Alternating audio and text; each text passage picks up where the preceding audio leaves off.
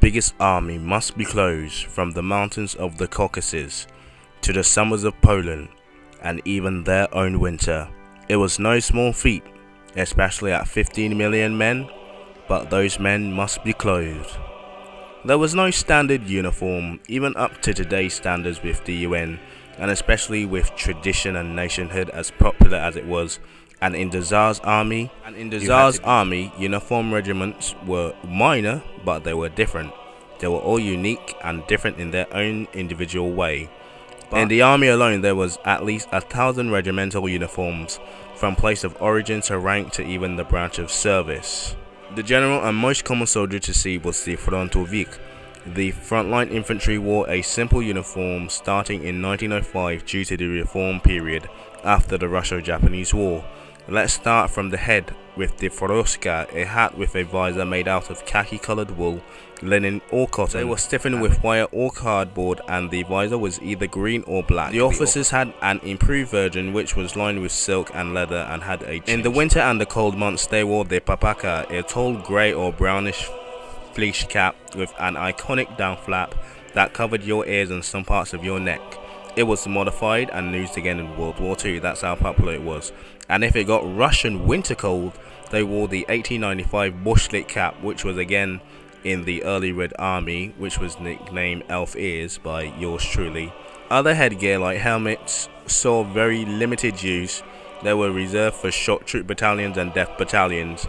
The Adrian helmet saw some use, and it was khaki or dark brown with the golden seal of the Romanov double eagle. But the Russian Zolberg helmet M17 was not produced in large numbers. In the winter they also wore a shinya, which was a long greenish coat and went over most of the uniform and soldiers.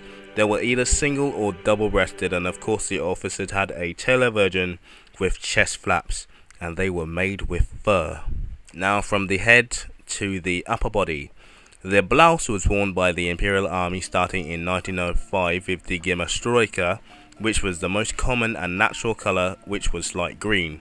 It was greenish khaki to basically green, but depending on where the dye came from, it was very much green to khaki green. So from one instance, Kuban might have green khaki and then Moscow might have green. So it was very dependent on the dye and the origin of the dye. But the NCOs and officers wore a tailored version, of course. These had shoulder boards to place to see rank and origin of the unit. The blouse was belted and rested over the khaki greenish pants. The pants were very loose until the knees, and the bottom, which was the prized possession of the Russian soldier, if they had socks and a rifle, of course. The saporgirs were a black knee-high leather boots the Russians would wear for most of the war. They had a hobnail sole with iron heels, and it was the most desirable boot of the whole war, so much so that Germans and Austrians would put them on if they got the chance. Later in the war, with shortages like everything else on every front, they used the British-French style putty system used on the Western Front, and they didn't wear socks, but if you wrap them correctly on any front, they would actually be better than most boots, and you won't even feel them at all. So if you knew what you were doing, they would be pretty good on your feet. The soldier needed ammo if he had a rifle in the first place. Across his chest was the 1893 model brown leather ammo pouches, which hold 30 ammunition per each pouch, which is about 5 bags, which is about 90 to 150 rounds of ammunition, including what is not loaded in the Nagant or the Winchester or whatever rifle he has at the time. Of course, there was a bandolier belt or an ammunition belt across the body as well, and they would be called ammunition bandoliers. In their backpacks were canteens, a shovel, an entrenching tool, a frying pan, and they had a mess bag full of food, and they also had a gas mask. It was not the standard issue gas mask, but the most popular and effective gas mask was the Zelinsky model, which used charcoal filtering, which was actually used to purified vodka, if you like that kind of thing.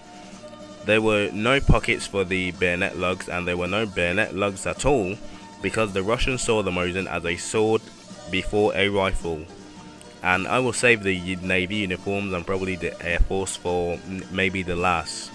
Anyway, that's just the ground troops, and they did fly everywhere, and of course everywhere And like minorities like the Chechens and the Poles and the Armenians and the Czechs and the Stans, they would fight all around Central Asia, to Mongolia, to the swamps, to the deserts of the Turkish peninsula, to the snow of the Carpathian Mountains, to the forests of Tannenberg and the hot summers of Poland.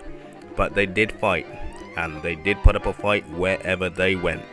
They were the Russian Imperial Army, the Tsar's army.